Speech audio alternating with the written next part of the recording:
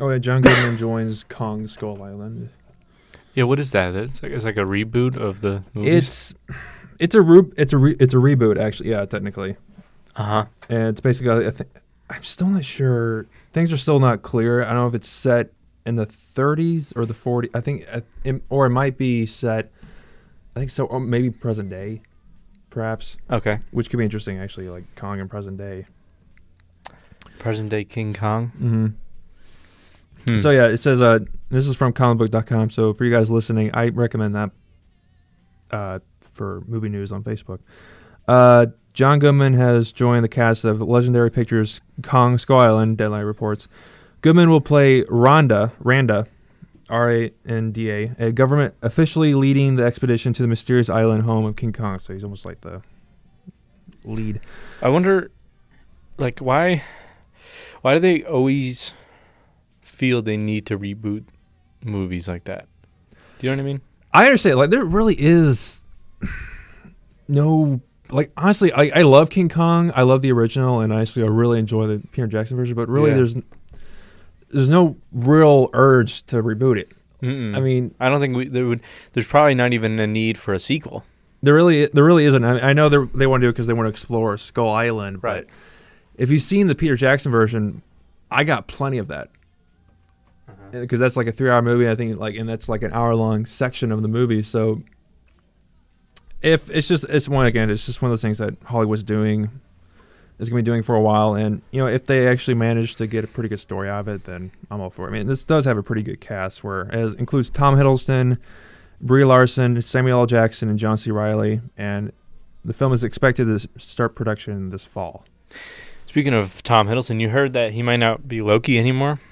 That there might be no, purpose for Loki anymore. Yeah, I did hear about that. I was hearing about that on Collider Movie Talk. Uh-huh. They were talking about how they had a quote where he isn't really planning on any more appearances, but I think he said like he was open to it or something. If Marvel wanted him back, which I know I didn't think they were going to end it because Ragnarok too. Yeah, like he had to be in Ragnarok because obviously everyone thinks he's dead except the audience knows he's not. Yeah, and for him, for us to just believe, okay, now he's Odin in disguise forever and ever. Like, eventually people are going to be like, all right, well, something has to, not work. It has to eventually blow up in his face where they, catch him, in normal Loki form. Yeah, I am 100% sure that... Excuse me. That is going to play a part in Thor Ragnarok. Mm-hmm. Maybe that's be, the B story, perhaps. And then... And I'm 50% sure he's going to come in Infinity War. He's not going to be in Civil War. I have an idea for it. What? Well, in Civil War, the comic book line, spoilers, there is have you read Civil War, yeah, right? I have a copy of it, yeah. Do you remember the Thor android or Thor clone, whatever, was called Ragnarok? Correct? Right? So he's probably not going to be in Civil War, that Ragnarok thing, and that's fine. What if Ragnarok was a clone of Loki? And that's who Thor fights in Thor Ragnarok. So Ragnarok is technically Loki clone, I mean. Right, so where does that leave the real Loki?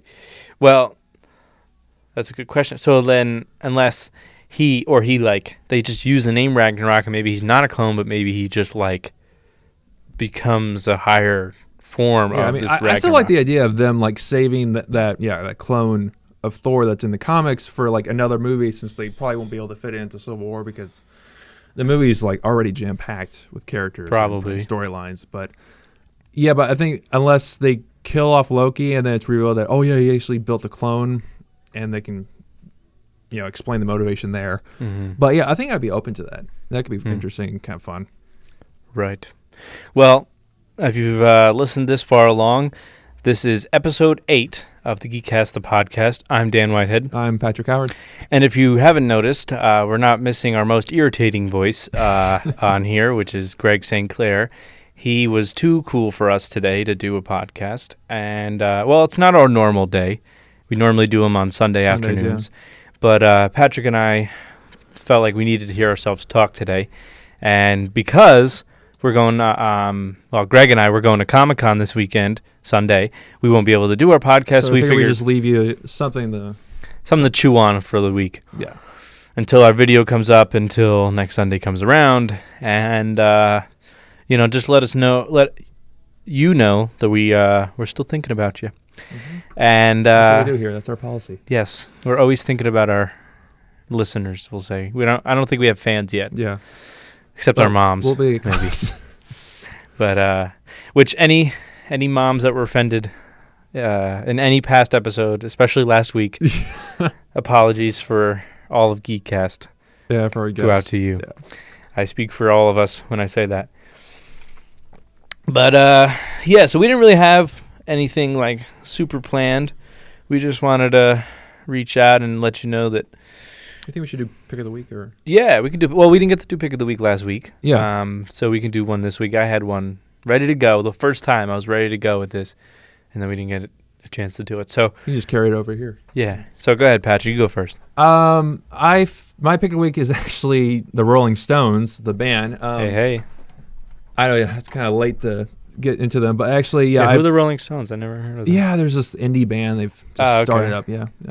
But I actually just yesterday started listening to one of their best albums. You never listened to them before, the Stones? It's funny. Like I've heard some of their key songs on the radio, and even like in the movies when the movies. Martin Scorsese movies, especially, right? Yeah, definitely. So I've always heard them, but I've just never actually sat and listened to like an album. And I started listening to Sticky Fingers, and I'm really enjoyed it. And for me, this is kind of like easy listening music for me. Like this is what I want to listen to, like on like a car drive. If I want to, drive like the 40 minutes to my parents' house, I'm going to put in the Rolling Stones. And right. For me, it's just kind of peaceful, and having it now that the weather is great, I can roll down the window and just have my arm out and just kind of sing with driving with the windows down. That's like the first thing I do when I get in the car. Yeah, is like windows are down. It's sometimes all four, depending on how nice it is. Now we're getting, of course, into the dark time of the year with the cold and stuff. Yeah, but right now we're like in the sweet spot, like where you can do that. It's wonderful now. Today was beautiful. I don't know what the temperature was, but we're in that weird temperature moment. We'll get back to the Stones one second, but we're in that weird temperature moment where it's like in the morning you start out wearing a sweatshirt and pants, and then by the afternoon you're hot. I know, yeah. Like I was wearing my leather jacket this morning, but by the time I was like sweating, I just felt like I wore my kind of heavy sweatshirt all day today, and then when I came here in the studio here, and I had to run back to the room to get something, and I didn't bring the sweatshirt. And now I'm thinking like, wow, glad I didn't bring. I didn't actually need this, but I know I love it. I almost wish, if it could stay this type all year round, I'd be fine with it. The only thing I like the summer for is to be able to swim. Yeah, true. But I mean, if you go to indoor pool, it kind of suffices. But yeah, even though it feels great, like the pool water is like at 60 or 50 degrees, it's ridiculously cold. Right now it would be this time of year too cold, unless you had a heater or maybe like a hot tub or something. But just not the same. But anyway, the Rolling Stones. A few episodes ago, probably episode 3 or so. I don't even know what we talk about on these episodes. Greg and I mentioned that we went and saw the Rolling Stones, and they were great. I mean, they're working on a new album, which is really, really exciting. They haven't said like, oh, it's going to be due this time. It was basically Keith Richards, who's this kind of goes into my pick of the week. Keith Richards, who's promoting his new album, Cross-Eyed Heart. It's a solo album, first one in 20 years. He mentioned, I was talking with the guys, and we've all agreed it's time to get back to the studio. So that could be, let's wait a few months and then go, because they just got off, doing their Zip Code tour, which was really well received and successful and all that. And for my pick of the week was Keith Richards' Netflix documentary, Keith Richards Under the Influence. I saw that at the lineup when I was looking at it. Yeah, look, it was really, really good. Of course, the title is ironic and funny.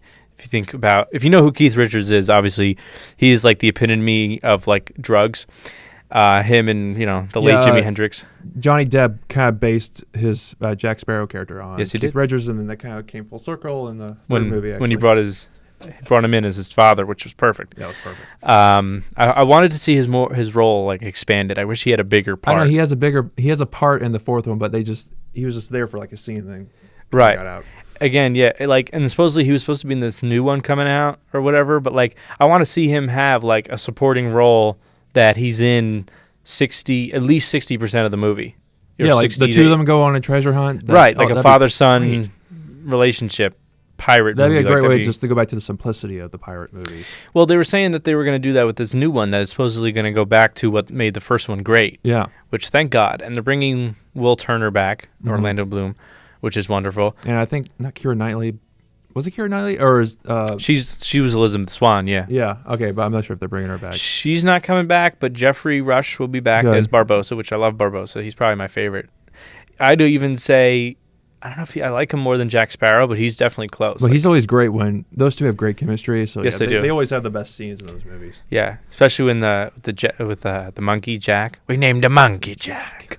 You know, I never realized that like that was Jeffrey Rush. I didn't really know who he was, and then when I saw the King's Speech, that was actually my first introduction to was Pirates of the Caribbean. Was to Jeffrey Rush. Yeah, same. And then I was kind of like, yeah, whatever. Like I didn't really see him in anything else because I didn't recognize him. And then I put two and two together when I saw The King's Speech, same here, which is a really, really good movie. Really great movie. And I was like, oh, like these actors that I don't really know, I always like look up their little bio and see what they're about, what their filmography and stuff. And I saw he was Captain Barbossa, and I was like, wow. And I like went back and like looked, and he's also in Shakespeare in Love. At the screen, yeah. He's a small part into it. It's a theater owner, I believe. Yeah. Yeah. So he's a really good actor too. I like seeing him and stuff. I loved him in The King's Speech. I wish he would have won the Oscar, but again, we've talked about Oscars before. It doesn't diminish their performance if they don't win it. It's just a nice little. It's kind of satisfying when they do. Icing on the cake. But going back to Keith Richards, you were talking about. Oh, right. So this documentary, obviously, like I said, it's called Under the Influence, and it's not about his drug usage. It's about what inspires him and what influenced him in becoming a musician. And basically, it was all these blues singers that America had for a very long time. For a very long time in the 30s and 40s and 50s that Americans didn't even know about because obviously in that time was segregation. Yeah. And so white people listening to black music was like, no, that's not. It was a very underappreciated, like, just art form. And just, right. And yet style. All of these wonderful, wonderful artists were coming out. Like B.B. King and Muddy Waters and Buddy Guy and Robert Johnson. And I can name all of these. Excuse me, I'm getting over a cold, I think. But, but in England, obviously they didn't have segregation, so to them, it doesn't matter. Yeah. Music is music, and that's how it should be. Sure. And I'm a big believer, and I think Keith Richards obviously is a very big believer in this, that music is like, excuse me, is like a language that brings people together. Yeah, you know? Kind of like how math is like the universal language, I think, for understanding things. Same thing goes with music. In oh terms my God, of art. yeah. Like, there's people that eat, like Asian markets and stuff, love alternative rock, from what I understand. If I remember correctly, I think Seth was explaining that on Musically Inclined. I think he did, yeah. How they eat that shit up over there in Vietnam and all that. Mm-hmm. Oh my goodness, I'm dying. And so he explains that that's what it's about, and it focuses on pretty much him, not like the Rolling Stones, which is nice to be like, okay, let's just look at him. And he goes into how him and Mick met each other, which they had known each other from being kids, and then they kind of drifted apart. It was like in the early 50s, or I think? This was like 60, 61. Okay, I can't remember when they actually formed. Like, they formed the Stones in 62, was 62. Their first gig as the Rolling Stones, but they had a smaller band, which you find out in the documentary, beforehand, and then met Brian Jones, and then... I think they were like performing at local pubs or something like that, yeah. Yeah, and how they met was they were basically both at this train station. They both got on the same train going, I don't remember where. And Mick had under his arm these vinyls. And Keith kind of saw them, and they were like Muddy Waters, and they were Chuck Berry, a great blues rock and roll icon. And he was like, hey, like Keith Richards was like, hey, I love this stuff. Like, you love it too. And they formed this bondship. And they reconnected and decided, hey, why don't we do this ourselves? And, of course, as they say, the rest is history. And now they're going on 54 years next year, I think. 54 years, yeah. I mean, that'd imagine. I just got like such a vivid image of that. Like, just imagine like a biopic where of that scene at the train station. If they like I could just see that happening. You know, I think about that kind of stuff all the time, as far as like biopics, you know, because film major, that's kind of what I do. Yeah, that's what we do. And I always think about, okay, well, not even so much of who would play these characters, but how would you tell their story? Because there's so much to tell. I mean, obviously to start off, there was 5 original Rolling Stones members, actually 6. And then one became more of a producer.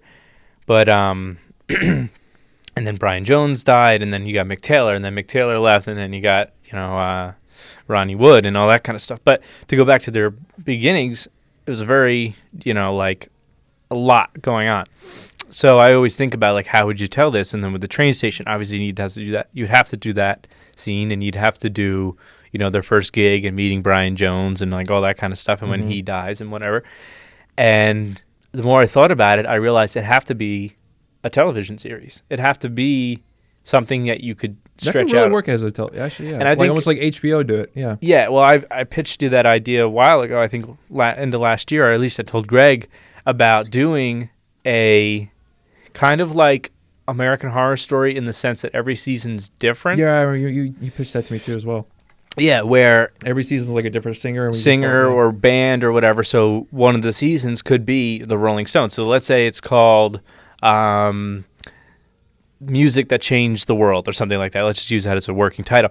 And then like the subtitle, instead of like American Horror Story Hotel, American Horror Story Coven, it'd be Music That Changed the World, the Rolling Stones, right? And then that whole season would be from kind of like a birth to death, even though currently they're still alive, but like of their arc. What did they do and big moments and stuff. So now, obviously, they've been going for 54 years, so somewhere you're going to have to cut something out. You're going to have to get the highlights and just the moments in their career that really were significant. Right, so you get, you know, all of the lineup changes, you get where they almost broke up in the 80s. Yeah, so like that'd be a good dip, and then, kind of a rise after that. It would probably you'd probably go for probably 12 episodes. I would say, like, 12, do it like kind of like a miniseries where it's 12 episodes. Yeah, because obviously you probably would have enough material to go for 24 episodes, but I don't think people would want to follow that for 24 episodes. And I'm copywriting this idea. That is my idea. Don't take it. That would be like my in for television, I think, if I can write a pilot. I don't know. That would be tough because I've got to give more thought, then you'll be able to do it. Yeah, a thought and a lot of research and time, and those are the things I don't have right now. Though Greg was telling me yesterday, I know a lot about the Rolling Stones, and I do, but there's plenty I don't know, and I'm not afraid to admit that I like the Stones, and I know I could tell you what to listen to, recommend stuff to you, but as far as when did they found, or when were they founded, where, blah blah blah, I couldn't tell you that stuff, so I don't know, but. Yeah, and then like another season would be a different act. Maybe you do the Beatles, or maybe you do probably wouldn't do them back to back because they're so similar. But you could do almost like you could, do the Rolling Stones and then go like the 180 and do like Johnny Cash, and then right, which has somewhat similar, like attributes, but at the same time, like they're different enough that people would be interested. And then Johnny Cash was like more rock. Country, kind of like he straddled that fence. He's one of the few to be inducted into both country and rock and roll Hall of Fame. Him and Elvis, and I can't remember the other ones, but there were the few. Right, so you wouldn't do like a Johnny Cash and an Elvis back to back because they're very similar but different at the same. They're closer than a Stones and a Johnny Cash. But so you just play it out and see what happens. Then maybe you do a like Aretha Franklin one. That'd be a good one too. Like that. Like a really like a. I can't remember her name. She's from Motown. Etta James? No. I like her. She's a good singer. I remember she's African-American woman. Mm-hmm. Oh, she was in The Wiz. It's a bad adaptation of The Wizard of Oz. I don't know. Oh, what is her name? Oh, man. Whitney Houston? No, not. Although that'd be a good documentary too. Well, it wouldn't be a documentary though. Or not documentary. I mean, a narrative. Yeah. So you'd have like actors portraying them and all that kind of stuff. What is her name? Diana Ross? Yes, that is Diana Ross. Woo! I knew I'd get it. Okay, yeah, Diana Ross. So yeah. Yeah. Who was like a big star with Motown and also Michael Jackson too as well when he was you a could kid. do Michael Jackson, yeah. Mm-hmm. Honestly, I think a whole series about Motown would be good. Yeah, I mean, they kind of... You can almost just title that as a... That'd be a season. They tried to... Well, they do... No, they have a Broadway play about Motown. Really? Okay. Yeah, it's called Motown. And that would interest me. Those are the kind of plays I'd want to see. Like that or... Or like Quincy Jones, basically. Quincy Jones. Yeah, you could do maybe a season about a producer. And what would be interesting is if you kind of almost did, and since today's society seems to like cinematic universes, you almost formed a cinematic universe in the sense that, let's say you had a producer that obviously like did multiple artists. So they did the Rolling Stones, and let's say they did Diana Ross. He's in one season, but then the next season you see him again interacting with this other star. Right. Or, yeah, you maybe don't see him for 2 seasons, and then they come back and they play the same character again, that same producer again, as a younger self like what or an they older did self. In Walk the Line, where Johnny Cash, there's like some scenes like after like a concert or a jamboree he played at, he was hanging out with Elvis and like with exactly. Oh my God, Billy. Jerry Lee Lewis. Yeah, Jerry Lee Lewis and stuff. Elvis, yeah, all those guys. And they for that case they had a little bit bigger parts. Buddy Holly, right? Yeah, but totally, it would be, he may not have a big part in one of the seasons, and then another season he could have a bigger part depending on their relationship or whatever, because sometimes artists don't stay with the same producers and whatnot their whole career. So that could be interesting, and I'd like to see that. But to go back to the documentary, it just covered his whole, story and where he is now, and this basically, why did I choose the certain songs on the album? Like he went through and said, I chose this song to pay homage. It was basically kind of this is where I get my influence from, and also I'm thanking all of these stars and all of these singers and musicians for doing what they did, and this is my way of paying it back by singing it. And there's one song he sings called Goodnight Irene, which he is by Leadbelly, I think is his name. I think that was the name. Old black blues artist. And when he sang it, Keith Richards' voice obviously is very distinct. He has a very, raspy kind of voice. He actually sings the song Happy on Exile on Main Street, if you listen to that one. Okay, I'll look I up need for it. love to make me happy. Yeah, that's him. And so he sings on that. But then now, obviously, he's a little older, so it sounds different. And he sounds like Bob Dylan in this song. Oh, and okay. It's an interesting version and stuff. Like I had to keep reminding myself that I was listening to Keith Richards because you hear it. I'm looking forward to see how he does that, because I'm not really a big fan of Bob Dylan singing. So if Keith Richards can pull it off better. Perhaps. It's interesting. I mean, I could play a piece, but it would sound weird on here. But look it up. Cross-Eyed Heart just came out, and he's on the cover of it. And Keith Richards or whatever. He's only got 3 albums, so you can't be confused by it. He only has 3 solo albums. Mm-hmm. But this was, his first one, I think, in 23 years, something crazy like that. Because he was doing solo acts back in the 80s and early 90s because the Rolling Stones were on the brink of breakup. Right. Because, was it because of just differences? Creative differences, more like it was just, at that point they were together 25 years, and after 25 years with people, eventually you're going to rub. Stale, yeah. Yeah, and so it's kind of like, all right, where do we go from here? And somebody says, I want to go this way. Somebody says, I want to go that way. And, and they never did actually break up. It was just very close, and then they made amends, and now, for what I know. Were they longer than the Beatles were together? Oh, yeah. Yeah, I was going to say, they were. Oh, yeah. Okay. Beatles were, it's funny because I was talking about it with somebody a few weeks ago where. Close to 15 years, maybe? Beatles, yeah, there were probably 12. 12 years? Maybe 12, 10 or 12. But it's funny that the most, talked about band and most iconic, critically acclaimed, they were only together for 10 years. But it's just, but in those 10 years, they just changed that much. Yeah, but then you have a band like the Rolling Stones, who were also game changer in their own right, are together now 54 years. So it's a whole different spectrum, mm-hmm. And then you have obviously bands in the middle of that, 30 20, 40, whatever. Like Rush, I think we're just celebrating 40 years. Same with AC/DC. Rush is another band where I've heard numerous tracks, but I've never listened to like a full album. And I've heard some of their songs in movies. My dad is a huge Rush fan growing up. Rush and Van Halen were his two bands, are his two bands, I guess. And he basically said to me, it's like Rush isn't an acquired taste because obviously Geddy Lee's voice is very high. I guess I don't know. Is that alto? High, like a high voice. Yeah, soprano, below, tenor. Yeah, low. I don't know what those levels are, but anyway, and he has a very distinct like voice, and also their music isn't like, oh, I love you and love songs and blah blah blah, but like something with a story. Their stories are telling about dragons and mystical things. Like you really listen to it. I mean, one song's Tom Sawyer, one of their famous songs, is about the character Tom Sawyer going on his adventure and blah blah blah, and like all that kind of stuff. And Closer to the Heart is like the blacksmith and the artist must be the ones who start, to mold a new reality. I think I'd like that. Like that. A lot more creative. It's very out there. I mean, they had a song on their album 2112 that was 20 minutes long, and it's like basically telling a story in itself. Like it has like a beginning, middle, end in that one song. But then they're also like, I feel like they're one of those bands that their album tells one story almost like a rock opera versus other people's albums where song to song they have really no connection. Yeah. It's just here's the song, here's the song, here's the song. Right. And that's what happened with this is becoming musically inclined. I feel like maybe I should post this for musically inclined. But that's okay.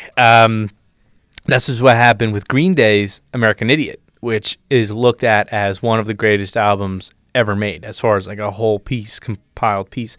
And I would agree to that. I'm a big believer, and I love Green Day, and I love that album.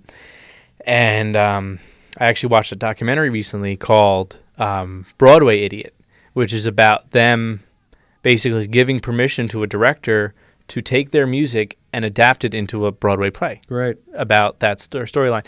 And so what I was getting at is that album, you just pretty much want to listen to it in order, not on shuffle, tells one story about the way they made it in the Broadway play is about three kids who basically can't, they don't want to conform to all this media and society kind of like holding them back. So they want to like go and get out of like New York City and go and do their thing. Excuse me.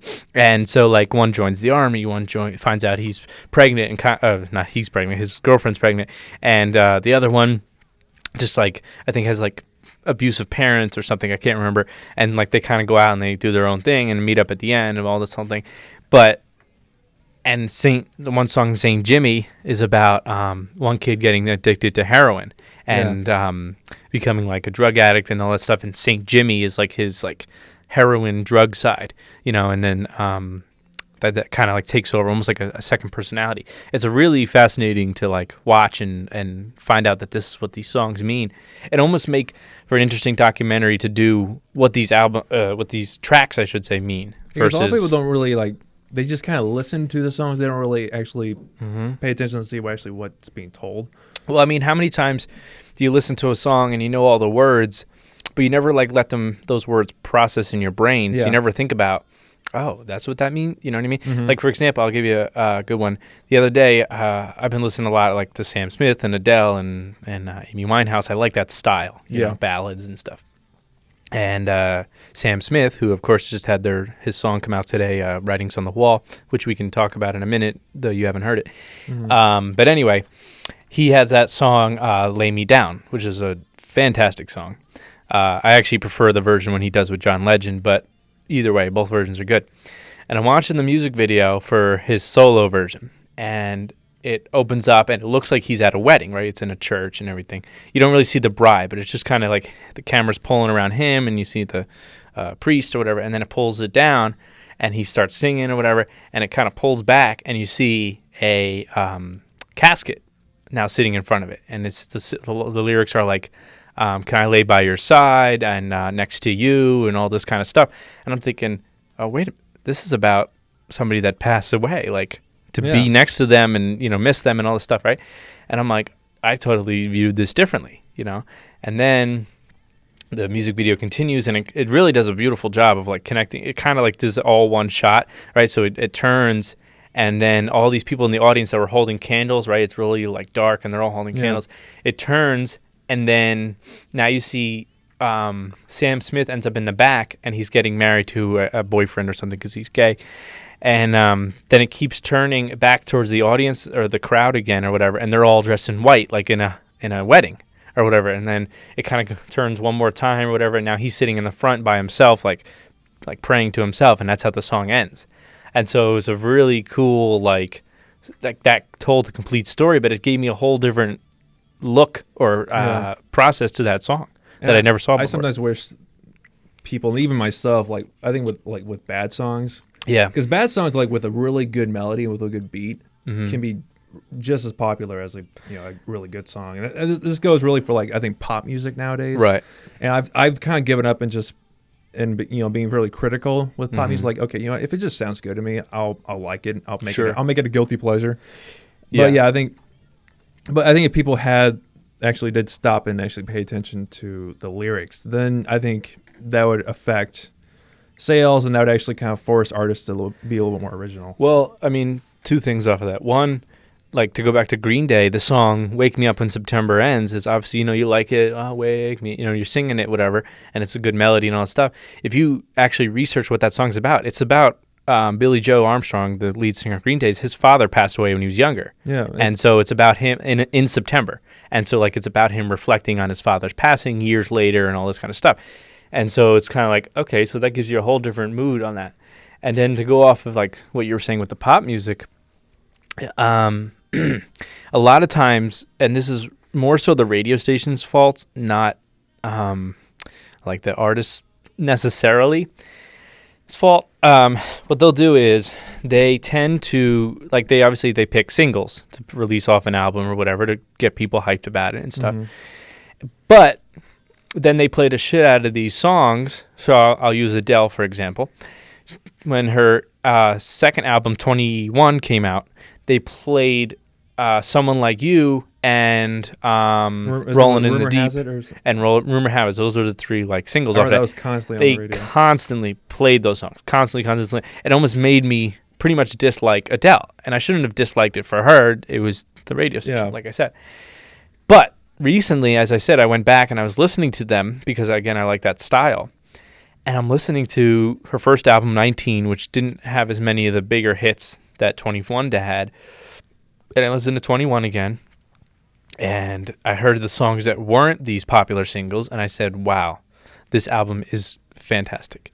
And like she does on her first album, she does a cover of Make You Feel My Love by Bob Dylan, which is a great song that Bob Dylan does, but she does it that much better. And Garth Brooks does a cover of it.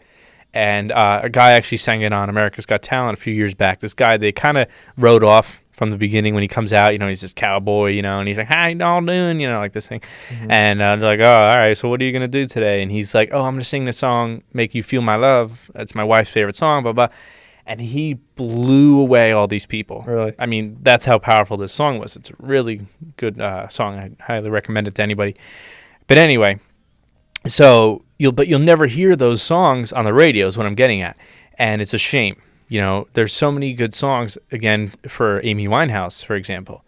Rehab, let me start with Back to Black is my favorite of her albums. I mean, obviously, it's close to perfect. I mean, and I'm certainly going to check out her other two albums that she released. But. They're all good. They're all in that same vein, but Back to Black just is perfect.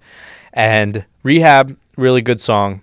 Not dismissing it at all, but that's the one they always play. Yeah, right. That's her. It's let's play Amy Winehouse. That's her signature play song, Rehab, right? Which is kind of an ironic song because it's all about her not wanting to go to rehab, and then she dies from drugs and stuff. Had she gone to rehab, maybe things would have been differently, but that's a whole different conversation. So for her music, though, you listen to Back to Black, the song, not the album per se, but and then my favorite song on it is actually "You Know I'm No Good." The drumming in that is so good. I love it. And I actually, that's probably my favorite part of that song. It's just the dun, tch, dun, dun, tch, dun, dun, tch, and it's just that steady drum rhythm. I love it. That one, and also Love Is a Losing Game. Yes. Just kind of a very slow, sad, just kind of ballad. And that really just hits me right there. And those albums, like, deserve to have those other songs played. So, like, obviously we work in the radio, well, me and Greg work in the radio station on Sundays when we normally would do our podcast. And when we put music in, I might start to do that where you basically play the B-sides, the deep cuts, I think is what they call them, which basically means the ones that didn't necessarily become a hit, but that doesn't mean they're bad. That's what you have to remember. Like, I used to look on iTunes when I was interested in an artist, and I'd always hit the popularity button, right? And so you see which songs are the most popular. Well, most popular doesn't always mean the best. Yeah. You know, and to your opinion, everybody views music popular differently. Things can have, like, the right thing, the right mixture, just that appeals to everybody. And Right. And it's usually the ones that they use as the singles, and that's what people hear the most, so they naturally will buy it and like it and all that stuff. But then they don't always take the time to listen to the rest of the album. True. And you miss a lot of good stuff. And so what I'm basically recommending to the people that are listening is, if you get an album or any artist you think about listening to, picking up, whether it be the Rolling Stones or Amy Winehouse or Adele or anybody, listen to the whole album when you get their music, right? Don't listen to just the hits or the thing. Though, if you're going to buy something of theirs, and they're a pretty established band, I would say get the greatest hits. I'll get the greatest hits, just almost like the sample and just... Right, to really realize if you like it. But if you like them and you decide, let me go back and listen to more, like more of the deep cuts, do that. Because there's going to be plenty of songs that aren't as big, but again, that doesn't mean they're bad. They just didn't get the right popularity that they deserve. It's like movies, you know, you think about it. Like movies, just because they're not big and famous like an Avengers movie or all those kind of movies, doesn't make them bad. It just means that they didn't get that right buzz that they needed. Yeah, that right marketing and true. It just could be, they just didn't have the money for the marketing because they put it towards something else. So definitely check out smaller independent films as well. Check out The Little Guy. Check out The Unusual and Different. And go like on YouTube. I know they have channels where they just show indie trailers for films. Like, I recommend going to YouTube, check out those channels that just really just promote trailers for independent movies and watch short films. True, and also just go to festivals. I'm slowly going to start going to more festivals, and that's a great way to just find new work from rising artists. Yeah, and filmmakers. And if you're a film major or into that kind of stuff, it could be a great way to meet people that could benefit from you or you benefit from them. So it's becoming like a advice corner here or something like that. But it's true though, because there's so many. Think about it, especially for albums and stuff. People put all this work into these songs.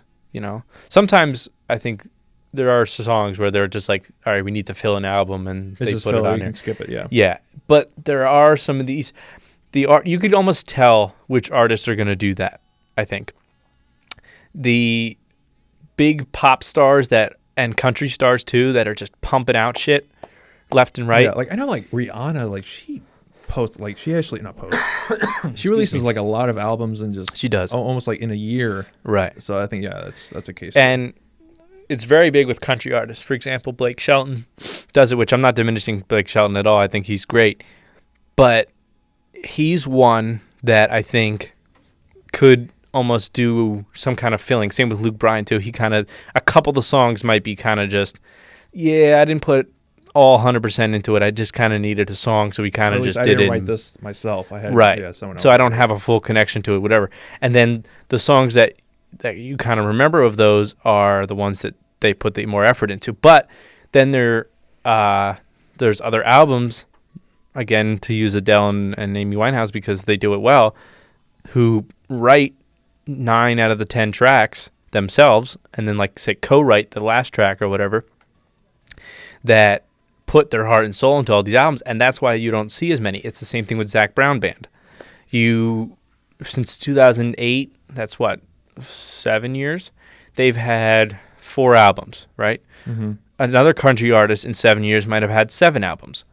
But for Zac Brown Band, they say, they take their time with it. They give songs that have meaning, and they could tell you the meaning of every song that they put on their album. because there's usually a story behind it and a thought process behind it instead of just these words rhyme together and we did it. So that's why you almost have to be willing to wait. And so just basically investigate when you're looking at music. That's the big key here. And just in art in general too, as well. Yes, art is really important. Just as important as sports. Don't let anybody tell you differently. Not to say like, oh, I'm one of those art kids, No, I'm not an artist in any sense of the word. I can't draw. But I think we understand the impact that art can have. And how important it is for like a civilization in forming an identity. So if you take away art, that almost like, I know it's kind of hyperbolic to say this, but kind of like destroys society and civilization. Like that's how we learn from from our mistakes and how we almost like set up our future and stuff like that. Yeah. And I mean, freshman year, I guess it was, I had to take an art history class, and I'm sure you did too. I did part too, of our major. Yeah. And I didn't really enjoy or care for the history part of it, but as far as like looking at the pictures and studying like the artwork and like that kind of stuff was interesting to me. I found the subject matter really. I'm fucking with the mic here. I'm sorry. Yeah, you were fine with it. I liked the subject matter, but it's just the approach that the teacher took, which was very dry and just kind of just very by the numbers. Like just okay, here's the stuff. Here's this happened. Oh, he's monotone and all. Very that? monotone. Which oh man, that kind of subject matter, you really need to have like an energetic approach. Sure, you're going to lose the class within. I think you need it for any class. Really, honestly, I think for any class. But the classes with the subject matter that really nobody likes, and that is just naturally dry. You just can't help it. It's just a very dry topic. Yeah, you need an energetic voice. Definitely, but interesting. So yes, take your time with art and appreciate it. And so let's see. What else? Yeah, so Baltimore Comic-Con this weekend. That's really exciting. Never been to a Comic-Con before. I don't know if you have, Patrick. I have not. I wanted to go to the Baltimore Comic-Con, but I just dropped the ball with scheduling with work. And Home Depot was calling you, huh? Yeah, it's Home Depot, man. They're got a short lease on me, Hey, you're the new guy, right? So I'm the new guy, so I don't have that much pull in the office space. Yeah, you'll get there. Just use your dad charm or something. Yeah, totally. I was just like, hey, I'm going about. Tell him a dad joke or something. But in the door, yeah. So that's gonna be really exciting for me, just as like a comic book fan and a superhero fan and all that kind of stuff. Definitely be in my element. There's definitely people that are more fans than me, for sure.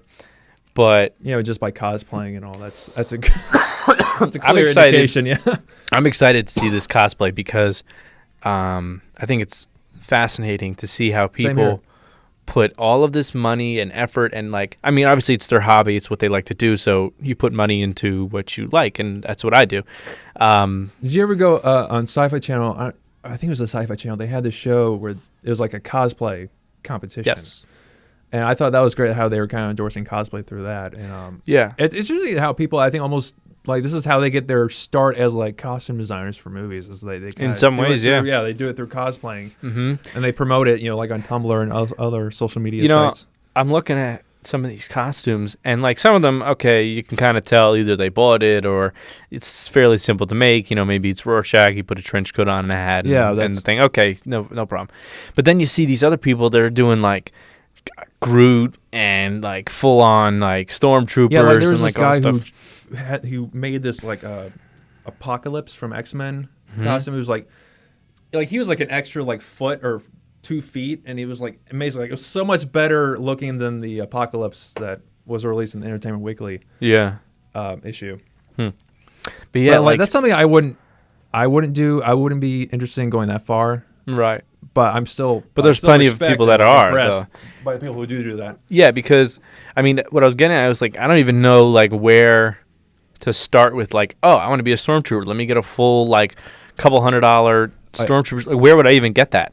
Like some people make that shit, and like not even like the stormtrooper suits, but even some other costumes that are from like famous superheroes and stuff, and wigs and like all this stuff. They just make it, and they know how to do. I guess they're just good seamstresses and sewers. I'd be interested to see if there's like actual stores online that support cosplayers. I think there is. There's got to be, because those things a friend of ours, Luke, wants to be Luke Skywalker for Halloween this year.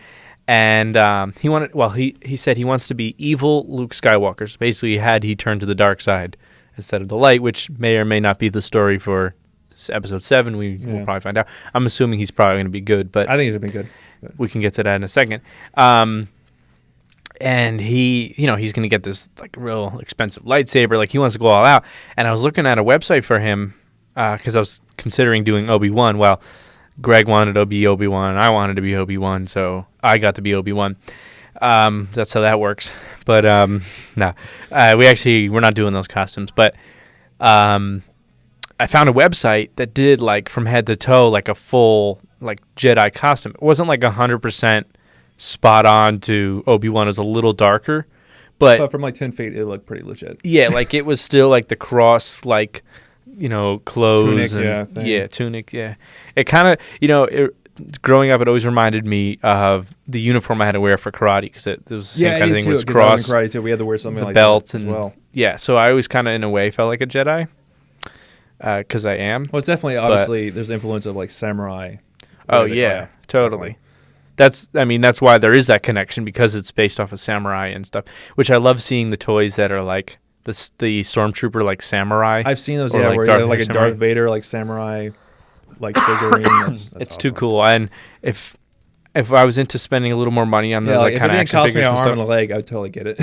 Yeah, that's not where I want to put my money. I'd rather put my money into like doing stuff for this or for like the podcast I'm talking about or for videos or whatever. That's where I'd rather put my $50 once a week towards, because that's what we make here at Stevenson, which I'm not complaining about, but that's just what we do and that's what we make. But for Star Wars real quick, I know we spend a lot of time on Star Wars, but we're big fans of it. So we can't help it. Yeah, exactly. But first off, happy birthday, Mark Hamill. Today he turns 64. That's right, happy birthday. So if he ever gets to listen to this, we did at least wish him happy birthday, and thank you for everything, I guess. And we appreciate the work that most people aren't aware of. Right. Yeah, which is mostly voice work. Right. You're one of the main reasons I enjoy voice work and feel like I could see myself doing it. Mm-hmm. But now, as far as Star Wars goes, I think he's probably going to be the good side. But I think the like common theme or idea that people are having is that he kind of goes into hiding so that he's isolated, disconnects himself from the rest so of the he world. doesn't. He almost has like a side. very cynic. I would like that. Like he's a good guy, but he definitely has like almost a very opinionated and cynic view of how the world is right now, and maybe of the Resistance and of the First Order, if he's even aware of that. Sure. Yeah. So I don't know, and then that's what I think about that. And you were kind of watching. Was that the Jedi Council? Yeah. It's called Collider Jedi Council, which I definitely recommend to you guys. I was watching a little bit of one yesterday, I think. Mm-hmm. Yeah, and also they also have a Collider movie talk for other movie news, and I was listening to their latest episode, and they were talking about they were talking about the news that Hayden Christensen might make an appearance as Anakin in Episode 8. Yeah, I don't know if it's going to be Anakin. I'm thinking the only one that would logically make sense, but then at the same time it doesn't, is for him to be Darth Vader. Yeah. Like somehow they bring him back or in a flashback or something. But as I've said to you off air, he doesn't, like, who cares who's in the suit as long as James Earl Jones is doing the voice. Honestly, it really doesn't matter. I really don't buy it. Kind of like how John Campea, who's one of the speakers on Jedi Council, I don't buy it because Lucasfilm and J.J. Abrams, even though he's not directing Episode 8, which I think he's still producing, I think so. They've kind of made it clear without saying it that they really won't have nothing to do with the prequels. Right. They kind of really want to just keep this new trilogy feeling like the old trilogy. Mm-hmm. And so I think any hints of the prequels is just, I think, a no. Right. So that's why until I get like an actual confirmation, I'm not going to buy that he's going to be in Episode 8. Isn't it funny that like we already have names for like all the trilogies. Like you could be able to tell, like any Star Wars fan, you could just be like, oh, so in the prequel trilogy, or in the original trilogy, or for the new one, I think it's either new trilogy or sequel trilogy. Like for me, like it was kind of like it was like a no-brainer. I just naturally started calling it the new trilogy. It wasn't. I call it the new, but a lot of like news outlets and stuff call it the sequel trilogy. So either way, I would know what you're talking about because it's obviously a sequel, not a prequel. So, but yeah, it's like, but yet they're so like different. You know what I mean? And you could, and they're separated and all that kind of stuff, but yet they tell this one kind of story. But comparing, like, the aesthetics, though, they're just so different. Yeah. Prequels to sequels. I think with J.J. Abrams and Episode 7, his camera work, I've noticed, is very fluid and kind of loose. Right. Not really like shaky handheld, but just, like, in that trailer, I think that second trailer when you see the Millennium Falcon and the camera's just falling, but it's like the camera's like just falling with the Millennium Falcon. It's like it's turning upside down and flipping and it's just moving naturally. That's really, I think that's the kind of camera work that J.J. Abrams sticks with, especially like in the Star Trek movies. So I think that might be a unique style, and maybe Rian Johnson and Colin Trevorrow might keep that, but alter it a little bit. Yeah. Now I'm assuming they're going to keep that same aesthetic, right, for their movies, like the same kind of like old trilogy looking. It's going to have like a kind of a gritty, realistic look to it. Like what I'm saying is they're not going to jump and be like, no, I want to do it digitally. Like they understand, like, no, we got to keep it. They're not going to do that. I think it wouldn't make sense, I guess, right? It would look so different from Episode 7 if Rian Johnson or Colin Trevorrow. Yeah, they'd have to do it. They're going to stick with that. How do you feel about those directors? It's funny. I know a lot of people are excited about Rian Johnson because I know I think he's only done Looper. Yes. I think it's it. I think, didn't he write some of the Star Trek, the sequels, or the new Star Trek movies? I think that's Robert Orci and Alex Kurtzman, who actually wrote the Transformer movies. Oh, okay. And also, I think they also co-produced Fringe with J.J. Abrams, which I'm kind of like in the middle of watching. Let me see what Rian Johnson. But yeah, I only know. I actually haven't seen Looper, but I just know that whenever he's brought up and Episode 8 is brought up, like people are so confident and so excited that he's on board. So really, it's kind of hard for me to have an opinion. I can only go by people who just the good word of mouth that people have had about him. Okay, so as a director, he's done 3 episodes of Breaking Bad. Okay. Looper. The show Terriers, which with Donald Logue, who I like him. He plays Bullock now in Gotham. Oh, okay. The Brothers Bloom, which is a movie. The Brick, which was a movie. And like these other movies that I don't really know. Yeah. And then Episode 8. But, it always makes... He's had a lot of TV work, so okay. And then writing, he wrote Hit Record on TV, which is Joseph Gordon-Levitt's. He wrote Looper. And then... writing Episodes 8 and 9, I believe. Oh, wow, he is right. Oh, well, he's writing a story treatment for 9. 9, okay. And then the screenplay for 8. So, yeah, I think that's what I'm kind of waiting for. So when Episode 8 comes out, and if I really like his writing and just his direction, and if it's confirmed that he is going to write the script for Episode 9, then I'll be a little bit more excited for Episode 9. I think 9, Trevorrow's writing that one. Is he? He's already started, like, he has a notebook already. Because it's nice that they're planning them these early. That's early. I mean, you kind of have to when they connect. Yeah, this is actually, I think this is the first time in history where I think 3 Star Wars movies are in production. Right. Because normally, even though Episode 7 is in post-production, it still counts. So you got Episode 7, Rogue One, and then you got Episode 8, which just started filming like a month ago. Technically, yeah, because with Luke or Mark Hamill on... what's the name of that Scully island? Michael's Island in Ireland, yeah. Yeah, which they believe to be his home stay now. Yeah, like that's going to be his Dagobah, which I think. Right. I think that's a good chance. I believe in that.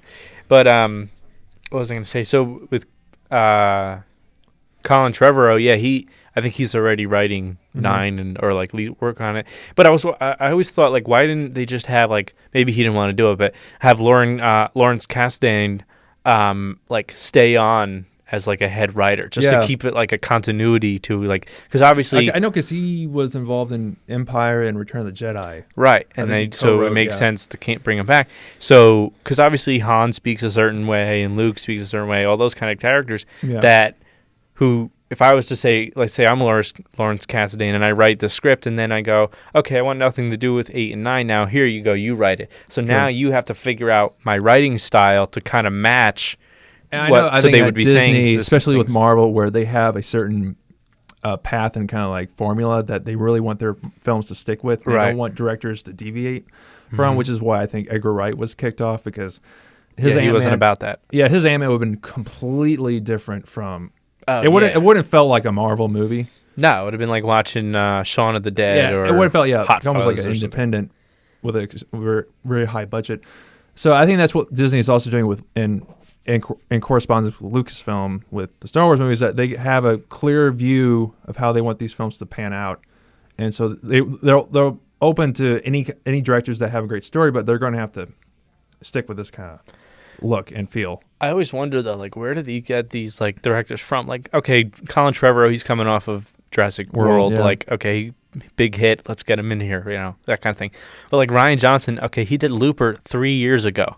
And then since then he's done like some TV work, which I'm not diminishing his TV work, but it's kind of like, was there not someone who maybe was a little more qualified that could have done it? Like, I mean, clearly they saw, true, like, I think like talented storytelling skills. I think I just mean that like any director. I mean, my dream director for a Star Wars movie would be Steven Spielberg. I mean, for me. Well, has he explained it? It's like, it'd be like dating a friend's girlfriend. It'd be like dating George's like ex-girlfriend. It'd be just weird. Right. And I totally am fine with that, and I understand that. I understand that, but it's like, this is if only, right? That's my perfect dream. In a perfect world, maybe. If I could have everything, that would be it. Yeah. Right. Well, it would be like George Lucas directing an Indiana Jones. Well, technically, it's kind of his too. He little history before Francis Ford Coppola directed Apocalypse Now. It was planned that George Lucas was going to direct it. Thank God he didn't. Yeah, but he found that he was getting all caught up with Star Wars, so he couldn't do it, and he almost wanted to do it like kind of like a documentary style. Okay. Too as well. So that's one. George Lucas is not a very good director. He's a good idea guy. I think he's a good story developer and a good innovator. Yeah, like it's funny. Like he's kind of like a relative. Like, I like it when he succeeds, but I just get so like worked up when he fails and he makes all these wrong decisions. Like he's like a freaking child of mine. Well, we were talking about it yesterday in our producing class because I was explaining to Rebecca the difference between like the prequels and the original, like why the original works and all that kind of stuff. And I was saying how with the original, while it was George Lucas, his like idea, it was basically like Gary Kurtz. Yeah, he stepped back and let other people direct and kind of pretty much co-write it. Like he kind of gave the treatment and stuff. But I think he was like 25 or 20. Like he was a new guy. And he's one of those people that like, okay, I have an idea, here it is, now you run with it, and I'll produce for you. I'll give you an oversight, and then special effects. Obviously, he nails. But then with the prequels, they all they thought it was all George Lucas who did such a good job with it. So they gave him full reign. They gave him producers who were basically yes men. Especially with the Phantom Menace, like before that, like George Lucas like could do no wrong. Like he was the like God king. Like he was the king of the nerds. Right. And so they were like, yeah, whatever you want to do, you do it, and you can't mess up. And so he basically was like, okay, so, well, we have these big digital cameras. Let's try these out. We have CGI now that looks decent. Let's try that out. Hold up and work. Right, and it still fairly does. But, like, what works with the original trilogy is, I mean, they're 40 years old. Let's start with that, okay? And then, but yet, wow, they are 40 years old. Yeah. Okay, so they're 40 years old, but you watch them, and you're like, okay, I believe this. You know what I mean? Now, picture the prequels in... I guess it'd be 30 years from now because it's been 10 for some of them. Well, 10 for all of them, actually. 10 this year. Yeah, actually, it's been 10 for Revenge of the Sith. Okay, so figure another 30 years from now, the next generation or whatever, our kids, let's say, are watching it, and they're like, I don't believe this. Yeah. This looks awful. But then they watch the original trilogy that are now 80 years old, 60 years old. Yeah. And they're like, okay, I can still believe this because you see it. You believe it. You know the they're there. May, to agree, not really hold up, but you can still feel. You feel like you can actually touch those effects. Right. You feel like you're in the world with them, And what was I going to say? Oh, so I'm all for taking the movie and touching up the effects, right? Fix the lightsabers, make them brighter and more prominent. Fix the fix it like the explosion in episode 4. Spoilers, right? But yeah, all that kind of stuff. Fine, fix that. But when you add stuff that just wasn't there or weakens the story, it makes me question why. Like, or with the stormtroopers when they're looking in this, in the sand, and they add like the stormtroopers that are riding those big ass ugly creatures. Yeah. Why did you need those? Like, oh my God, I'm like making myself gross over here. Or when Han like runs around that corner and he's like, like in the first one, and then he comes up on like a group of stormtroopers, and then they like CGI change it to look like he's in a huge hallway with like triple the amount of stormtroopers. Yeah. It was like, that wasn't really needed. Or they add the scene with Jabba too in the fourth one. Like, it just wasn't necessary. And I think Lucas's defense to that was, I think he just felt like he couldn't really do all the things that he wanted to do. Right. Which I can understand, you want to go back and actually just show us the vision that you had originally intended, but I guess it's just that vision just wasn't. It's kind of like, just didn't work. We like it so much that why change? But again, I guess you have to respect it's his movie. He can do what he wants with it. But then I was thinking about it the other day. I was watching a lot of the Rocky movies since the new one's coming out very soon, and I'm very excited for it. And I'm watching some of the deleted scenes or whatever, and then I'm always thinking about it. This is for any movie. I'm like, wouldn't it be cool if they released a full uncut version? Yeah. So, if the full 4-hour version and a full whatever version. But then I'm thinking about it more, and when you watch like deleted scenes and stuff, and you're kind of watching, you're like, yeah, I guess I could see why they took that one out. You know what I mean? And so you're watching it, and then you're kind of like, okay, I can understand why they released an hour and 45-minute movie or a 2.5-hour movie, because to tell the best story or to keep up a pace or whatever, you need to trim off the fat a little bit. So making it a longer movie while you get to see a little more with the characters, or it definitely deviates away from why we're actually here. What's the point of the story? Right. So it kind of, it's like you're just elongating the inevitable. That's why that's my exact feelings about like the Hobbit trilogy. It's just, right. Even though I liked the first one and I liked just that smog sequence in the second, I did feel like for the first time, like in a Lord of the Rings movie, that I felt like, God, I feel like we're supposed to be somewhere important, but we're not. We're at this one, pit stop, but we should be getting on with the story. Well, I never felt that with the original Lord of the Rings movies, but with the Hobbit movies, it felt. Because you're taking, for Lord of the Rings, it was one book, one movie. This was one book, 3 movies. This is a children's book that's like not even really that thick. Yeah, I read like a third of it. Yeah, very proud of that, by the way. I don't really read, so I read a third of The Hobbit. Excuse me. And like I was reading it, and I was like, "Oh, they totally could have made one movie out of this." They totally could. And if you have to split up to 2, but they were going to do 2 originally, and I was like, "All right, 2, fine. Maybe okay, fine." That's just but then they're like, "No, let's make a third one." So then they had to come back and shoot like additional stuff to kind of like add to it, basically. But you realize, or it makes me wonder, like, did they really need to shoot extra stuff? Because they're already 3 hours long, and there's extended cuts for each movie. So then they're like close to like 4 hours. I think they're going to like re-release those, I think, in the theaters again, too. Or I think if they already did or not. Yeah, I don't know. I don't. They didn't, but so they may. That's why I think, in the early 2000s, like, Peter Jackson was one of my favorite directors, but now I think right now I just kind of want him to almost go back to smaller things. Just so you can appreciate just the value of like an actual, like an appropriate runtime, like an hour, like a 90-minute movie. Mm-hmm. How effective a movie at that runtime can be without being like 2.5 hours. Well, it's like, I feel like runtime is a very tough game because, there's certain movies, for example, Creed, to go back to that again, is about an hour and 45 minutes when it comes out, right?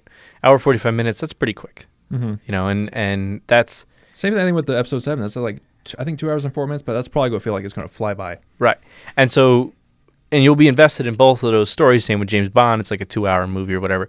And so then you're always like, well, I wish it was longer. And then those movies that are really long and they feel really long, you're kind of like, oh, man, if it was just like, you could literally like trim off 45 minutes like that goes for like the King Kong Peter Jackson remake. Even though I really enjoy it, it's a solid remake, one of the best. Yeah. there is like, I think you could almost cut 30 minutes from each segment, like, which is how I kind of break up the film. When they're in New York, Kong Island, and then when they go back to New York, you just take off like 20 minutes from each of those. Exactly. And so, or like Wolf of Wall Street was obviously cut down significantly. It probably could have been cut down just a little more. Still a great movie. Yeah, I loved it. But yeah, my complaint was just, God, this could have been easily just a 2-hour movie. Right. Tops. And that book I read, well, I listened to it on audio and I finished that one. And that was really interesting. But yeah, so like it's a very odd game to play. So it's kind of like, how much do you show? Because then you sometimes you're like, oh, that wasn't enough. I really want to see more of this character, especially when it could be their last outing. For example, it could be, I have a feeling Rocky may die in this Creed movie because they set him up that he's sick and stuff. And Greg and I were talking about this, that we think he believes, and I now can get behind that, where it almost would make more sense if he did, because it's like a passing of a torch movie. So it's kind of like, if he does die, then Michael B. Jordan's character Adonis has now two things to fight for: his father, who he never met, to defend his name, kind of, and Rocky. I want to fight for Rocky. I want to do this kind of thing. Yeah, and if Michael B. Jordan can proves that he can carry a film, I think he could, which I think he did in Fruitvale Station. Yeah. Then I think he could do like a whole trilogy of films. Which that director Michael Kugler is like under 30 years old.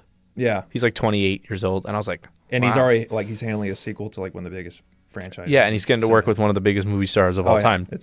And which is awesome. I wish I could be like that in 8 years from now. And then but if he doesn't die in this movie, he obviously is just going to become like a supporting Mickey character, which works. And I mean, that's a natural progression for Rocky. That's the only place you can't have him fight anymore. It's just too ridiculous. That would be just like that'd be like fan service. That really wouldn't. Right. It just wouldn't fit with the story, even though we haven't seen the movie. While physically, Stallone probably could do it because he's still he's like in his 60s, but he's like jacked. Right. He's in better shape than I am, and I'm 20 years old. Yeah. And he probably could do it, but it would just be too much. And I talked to Greg about it, and I said, I love the Rocky movies. Anybody that knows me knows I love the Rocky movies. I love them. But I love the first one probably the best because it's the first one. It's the most true and heart-wrenching, that kind of thing. But as far as a close second, I like the Rocky Balboa. And I like it because I feel seeing... like that doesn't get talked about enough. Right. And people kind of forget about it. And I like it because I like seeing Rocky as an old mentor character. Yeah, he fights in the end. Yeah, he doesn't win. Spoiler, he doesn't win. He loses by decision, kind of like the first one, so it comes full circle. But he's satisfied with it. The whole theme is he has this beast inside of him. He feels like he hasn't satisfied himself. He's not complete. And after that fight, he is. He says, I find that more interesting than just wanting to win something. He just wants to relieve himself of the stress. Right. And it's all because of, Adrian died and all this stuff. She dies in between the movies, so it's not really a spoiler. But so like that, that version of him, like old character, I like seeing like that. That's my favorite version of him as far as like what he looked like. Yeah, he looked weird looking and old and all this stuff, but I liked it. I think it works for Rocky. He wasn't like that, like dumb kind of character. He's still like he was, but he had like a wiseness to him. I mean, the scene where he talks to his son in that famous speech. Oh, yeah. That, honestly, that's worth the whole movie just for that one scene where he confronts his son. I basically like kind of set my mind around that idea. Oh, yeah. Like I've considered getting something of that effect tattooed because tattooed, I was even thinking something as simpler. They say little Marie tells him when they're in the van, she goes, look, like kind of like if you need to fight, you do it. Fighters fight. And I was thinking of getting that, fighters fight. I love that. But that scene that you were just talking about, I read the script of Rocky's. Originally, it was called Rocky's Puncher's Chance. That was what Rocky Balboa was called. And I'm reading that scene because I wanted to see how it translated. And it's actually somewhat different than what he says on the screen. There's a lot of lines that are like that. So I don't know if it was longer or is it like shorter? It's just different wording. Okay, different wording. About the same length, but it's just different wording. Like it's kind of like the same mentality. Oh, you used to fit right here, and I watch you and growing up and stuff. But he was saying with the it ain't about how hard you hit it. It's about how hard you can get hit and keep moving forward in life and all that stuff. It was different. It was completely different. And not completely, but like different enough that you would notice it. And so I don't know if it was changed last minute was that the final draft? It said so. Okay, but so, I mean, they probably. I mean, Stallone, which he directed this one. He did. He's directed all of them, but 1 and 5. Yeah, so probably maybe on set or maybe like a week before they started shooting that scene, he had inspiration and just changed. I honestly think it could have been improvised. In all honesty, like that scene and the scene with that was gross. With where he's like in the commission office and he's saying like, who has the right to stop you from doing what you want to do and being who you want to be, blah blah blah. That whole scene where before he walks out the door. That scene was a lot different, and it was more impactful in the movie both times than in the script. And so that's why I like that movie. Just as he's all like the whole thing where Adrian's character, like you believe him that Adrian's death weighs heavy on him. You believe that. You know, when he's sitting at the grave and, you know, by himself, or even with Paulie, and he's like, hey, Paulie, you know, you want to go out and, you know, it's the anniversary of her passing, and he would go and see all the old monuments, or not monuments, but like stuff that meant to them, you know, the pet shop and all that kind of stuff. And Paulie's like, I can't do this anymore, Rocco. You know, like he was basically saying like, you were good to her and I wasn't. You know, why should I have to relive this and about the past and all this stuff? It was a really powerful piece, and like Stallone wrote this. Like he's a very, very good writer. People don't give Sylvester Stallone the proper credit that he deserves. They really compare him with Schwarzenegger. I think in terms of like acting capabilities. And but like talent. Schwarzenegger, while he may not be the best actor, as a person, from what I like read and heard about and stuff, he's one of like the best people to like have on your side.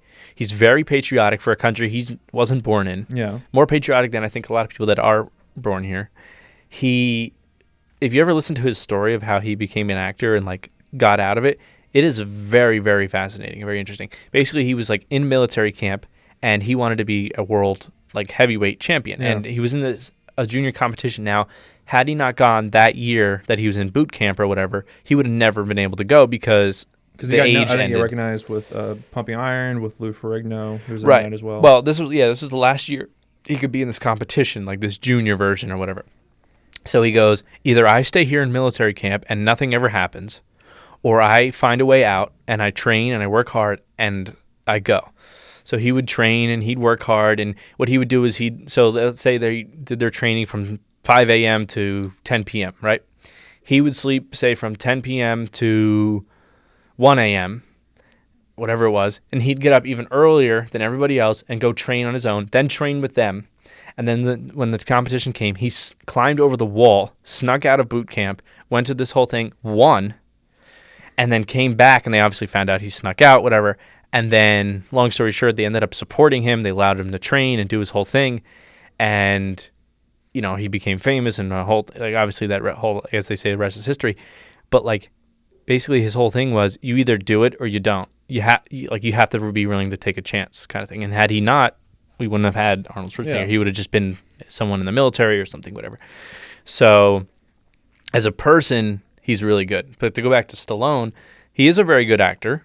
He doesn't get to really stretch it too much as this action hero and stuff, because that's what he gets typecasted really, for. I think with dramatic stuff, he's really just, the Rocky movies is like his. Even Rambo. The first Rambo, make that clear, first Rambo. Even the last one, he does show his dramatic chops, and actually the last one too. Yeah, it's interesting because Rambo and Rocky have a lot of similarities, and that's obviously why his characters are very strong in those. Because, well, Rocky, if you actually look at it, he writes it to what is happening in his life, and I'll get back to that one second.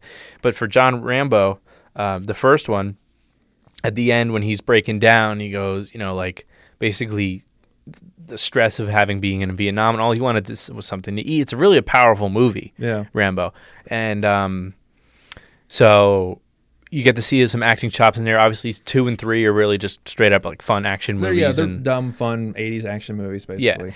Yeah. And then Rambo, the one that came out in 2008, is a little more closer to the original as far as like the gritty, dark, it's really violent, struggling character that he was, like the damaged character, as they say. And then for Rocky, which is really interesting, is he bases it obviously on his life and his career.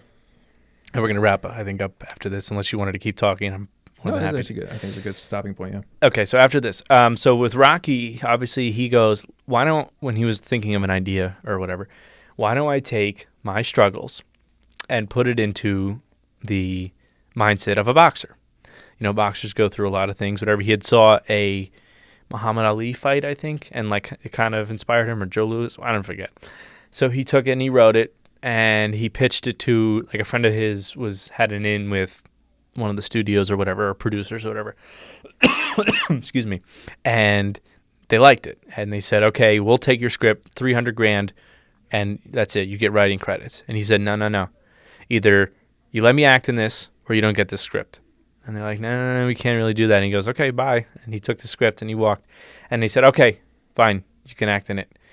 And so he did. Everything went well. And then, obviously, it's very successful off of only about $1 million budget. Yeah. It was very, profitable. Then the second one came around, and again, basing it off his life, he still wasn't this huge name in 79 when he was writing it. And so that's what they did. So basically he was still the same Rocky that he was, just like he was the same Stallone in real life. And he goes, and then boom, 2 makes him famous, right? 2 really puts him on the map. Then he starts doing the Rambos, and his career escalates and all this kind of stuff, right? So when 3 comes around, obviously you see him in 3 and he's all fancy, right? He's got a big mansion. He's got this is Rocky. He's in a suit and tie. He's not wearing like the hat, which I love that look, the hat and the bum kind of look, as he was calling it. And you don't see that anymore. And it's the same thing with Stallone in real life. He's famous, the 80s, action movies left and right and making all this money. 4 comes around, same thing. He's kind of maintaining it, but he's like teetering just a little, He's facing a lot of people where instead of facing a Russian, he's facing an Austrian with Arnold Schwarzenegger. Because at one point they were enemies, as far as like, well, I'm making an action movie, but you're making an action movie, who gets the part? Yeah, I mean, they make a reference to that, like in Demolition Man with Stallone, and how in that movie, in this alternate universe, Schwarzenegger's the president. Like, man, they made that guy president? What are you talking about? Right. So yeah, there's a little hint at that rivalry, yeah.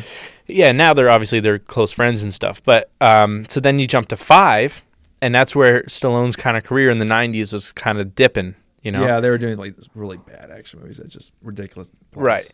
And this was just 1990, but still. And so Rocky loses all of his fortune. Now, Stallone, I don't think ever lost all of his fortune, but he was still taking some hits.